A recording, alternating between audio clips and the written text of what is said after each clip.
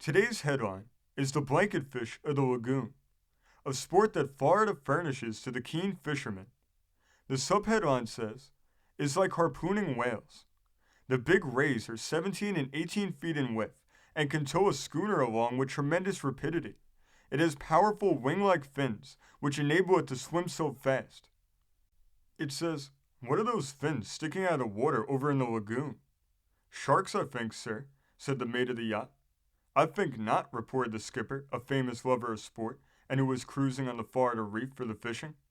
"Get out the dinghy and we'll see," he added. In a few minutes, the light boat was alongside, and the owner, taking his place in the boat with a long spear or grains, the men pulled away. They had been anchored at the entrance of a little lagoon, formed by the reef of dead coral that encircled it. The water was about 20 feet deep, and the curious fins were nearly in the center, seemingly moving around and around. As the dinghy approached, one of the oarsmen, glancing at the dark flashing objects, announced them the fins of a blanket fish or giant ray. "You can't take them with the grains, sir," said the man. "Why not?" asked the yachtsman. "Why, they can tow a ship to sea," was the reply. "No matter," responded the captain. "We'll try it. Pull away." The two oarsmen glanced overboard to see how deep the water was, measured the distance to the yacht, and evidently calculating that they could swim back, gave way. Soon the boat came within 500 feet of the fins, and as they stopped rowing, the cause of the display was seen. 3 or 4 enormous rays, known as the manta devil or blanket fish, were swimming in a circle, and as they turned, the pointed tip of their fins projected out of the water for a foot or more, giving the appearance of a number of sharks swimming on the surface. The rays looked like gigantic bats, with their black wing-like lateral fins, and were conspicuous objects as they swam over the white bottom of the lagoon, resembling the shadows of some passing clouds chasing one another. For several moments, the boat crew watched them. Then the sportsman determined to strike one, and seeing that his line was clear, gave orders to the men to row. At first they moved gently, then at the word bent their oars, sending the light boat fairly onto the school, before the fish seemed aware of their presence. One animal passed directly beneath the boat, and as it swept by like a gigantic bird, the captain hurled a spear into its back. The moment it struck, the fish rose, almost tipping over, striking the boat, and for a second seemed to hover in the air, flapping its side fins, then fell with a resounding crash, and darted away, dragging the line which rushed over the side of the boat, hissing like a living thing. The men pulled in their oars, one taking the stern with one oar to steer, while the other stood by the harpoon line with a knife to cut it in case of accident. The line fairly leaped into the air, and in a moment was entirely exhausted.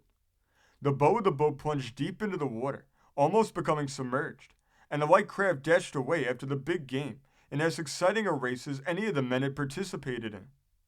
The lagoon was about a mile across, on one side a shallow reef not 3 feet deep, over which the sea broke, on the other a long narrow island or key of white sand, the two gradually approaching at the upper end and forming another key just above the surface, where several mangroves grow, giving it the dignity of an island. In this direction the maddened fish had dashed, and the men saw that there was a chance of winning, as the big fish could not force its way over the shallow reef. Up the lagoon it went, its huge side fins flapping like the wings of some bird, and a large wave rising on each side of the boat, suggestive of the speed and power of the great fish. As they approached the upper and narrow end of the lagoon, the water shoaled perceptibly, and the fish began to turn, the oarsmen bearing hard against it to bring as much resistance as possible. But this had an unexpected result. No sooner did the fish feel the strain upon it than it turned short, one big black fin going completely out of the water. As it did this, the rope caught on the boat and in a second tipped the boat over, throwing the occupants into the shallow water. The captain fell almost directly upon the fish, and seizing the rope, was towed for some distance, while the others succeeded in clinging to the overturned boat. The additional weight soon had its effect upon the fish, whose movements became slower and slower until finally it was evident it was being weakened by loss of blood. The men on the yacht, who had been watching the chase, had manned another boat and soon caught up with the swamped party and transferred them in the rope to their boat, when the whole crew began to haul. The attempt started the fish to renewed effort, but its strength had materially failed, and finally, after much hauling and being hauled, The boat was pulled alongside and the big creature was disabled, but not until it had given a remarkable exhibition of its strength, impounding the water with its powerful wing-like fins. The animal was towed into shallow water, and at ebb tide was fully exposed, its side fins, its long tail, and singular mouth claspers giving it an uncanny appearance. The fish manta evidently weighed several tons, and was 17 feet in width from the tip of one fin to that of the other. This curious fish, one of the ray family, is found in various parts of the world, generally in tropical waters, and on the Gulf Coast of Florida has often been the cause of much excitement and speculation among sailors. Several years ago, a schooner lying in Tampa Bay was noticed by the crew to pitch, and then without warning she turned and began to go seaward. The men who had been below rushed on deck, and being green hands, were greatly demoralized.